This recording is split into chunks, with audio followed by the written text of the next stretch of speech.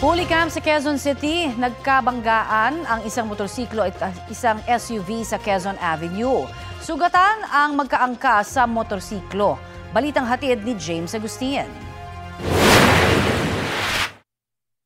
Galing sa U-turn slot ang isang motorsiklo sa bahaging ito ng Quezon Avenue sa Quezon City pasado alas 11:30 kagabi nang bigla nitong makabanggaan ng isang SUV.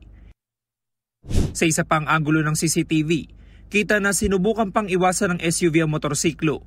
Tumilapon ang dalawang lalaki na sakay ng motorsiklo. Ang 33 anyos sa rider, inabutan ng mga rescuer na nakahiga sa kalsada. Sugatan ang kanyang mukha. May mga sugat naman sa tuhod, siko at kamay. Ang 32 anyos na angkas. Tumama po sa may sasakyan, saka po sumimplang. Nakainom po yung driver ng motor, walang helmet.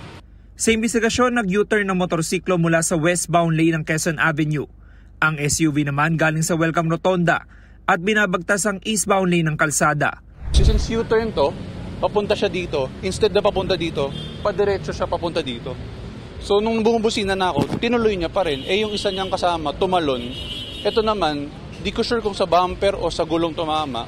Isinugod sa ospital ang mga nasugatang sakay ng motorsiklo. Bahagyang nagdulot ng traffic sa lugar ang aksidente. Patuloy ang imbestigasyon ng QCPD Traffic Sector 4. James Agustin, nagbabalita para sa GMA Integrated News.